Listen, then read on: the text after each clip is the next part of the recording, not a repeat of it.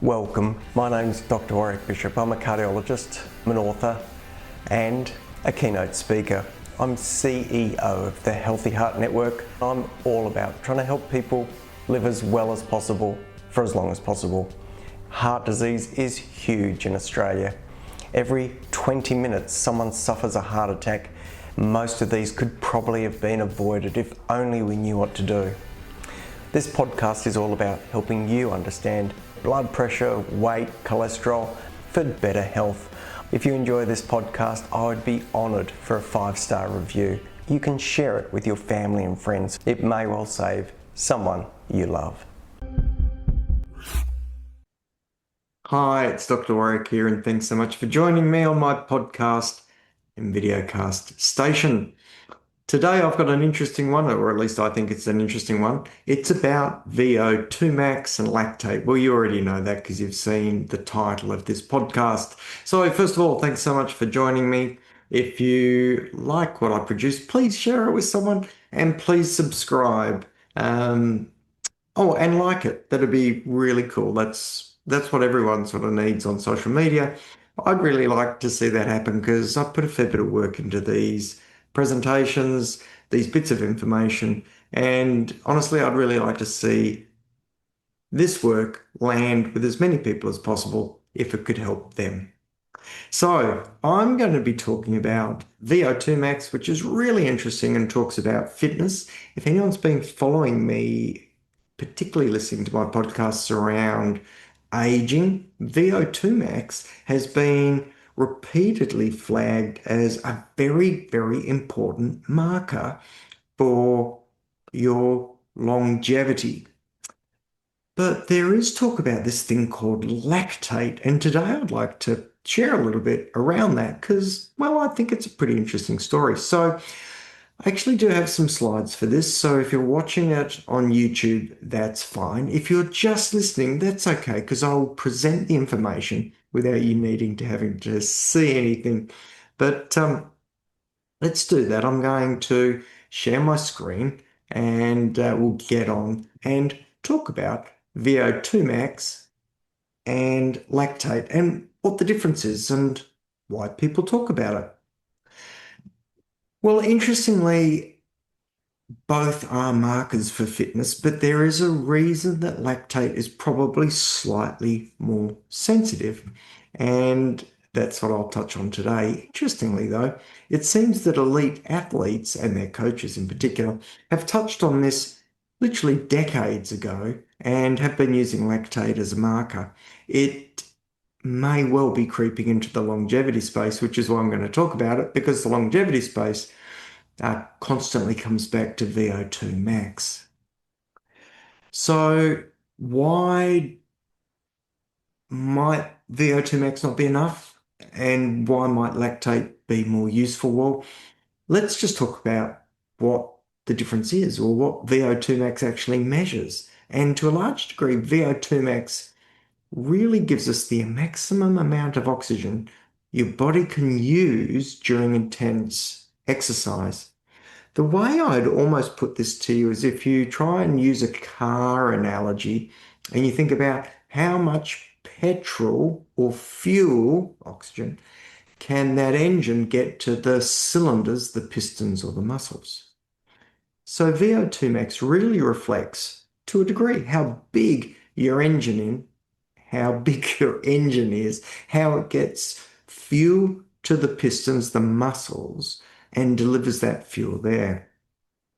A high VO2 max, a V8 engine, generally means you've got a strong cardiovascular system. And that's a really good and validated health marker. Sometimes it's not true, but most of the time it's pretty reliable.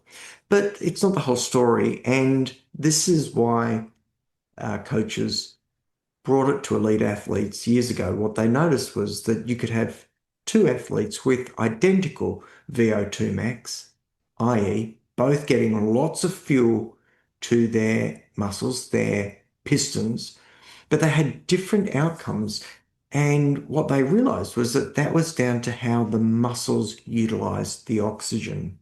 So now let's think about a V8 engine, and the spark plugs in some of them may be a bit old, or the mixing of oxygen may not be that effective.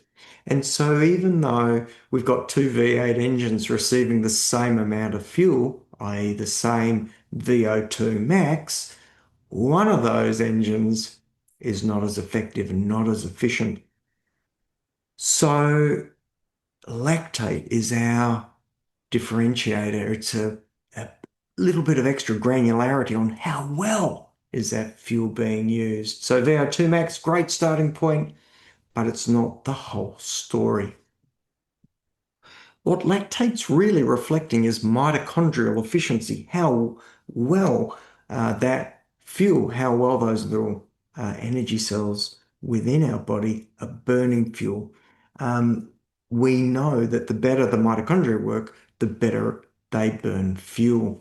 And so that fuel utilization is really important, and lactate is reflective of that. As the lactate starts to rise, we know that's completely linked to when fuel is not being used effectively. And lactate indicates or signals that the mitochondria are being overwhelmed and switching to a less efficient energy pathway. You might say the V8 starts to blow smoke. Now, when that lactate point or when that lactate level starts to increase, we know that that accumulates pretty quickly, and that really is a threshold point. That's a lactate threshold point, and it's the most powerful predictor of endurance performance in long-term metabolic health. So it's giving us insight into the function of the mitochondria within the cell. If you like, it's giving us insight into how well the combustion within the piston of our engine is working. As I mentioned, elite athletes, or at least their coaches, figured this out decades ago as they were looking at it. They identified athletes who had the same VO2 max, but different performance, and that really led them to try and understand what was going on. And of course, it makes perfect sense that this was drilled down to local muscle metabolism, not related to cardiovascular capacity. So one V8 engine, uh, which performs incredibly well because all the pistons or the sparking or the fuel mix is just working perfectly. One V8 engine, still the same amount of fuel moving through the pistons, but not working as effectively. It turns out that that lactate threshold, where the lactate levels tick up as exercise levels are increased, became a key metric. And that's what sporting coaches started to work with. Interestingly, of course, that once you know it, you can start to design and look at specific exercises and training protocols to shift and raise that lactate threshold to higher intensities. Importantly, though, if you're not testing your lactate and you're simply testing your VO2 max, in most or many situations, you'll find improving VO2 max will also help with improving your lactate levels and general fitness. Remember, though, that improving VO2 max is really reflective of improving cardiovascular fitness. Improving lactate threshold is a marker of improving cellular fitness. And if you've been listening to my podcast recently, you'll know I've been carrying on a fair bit about mitochondria.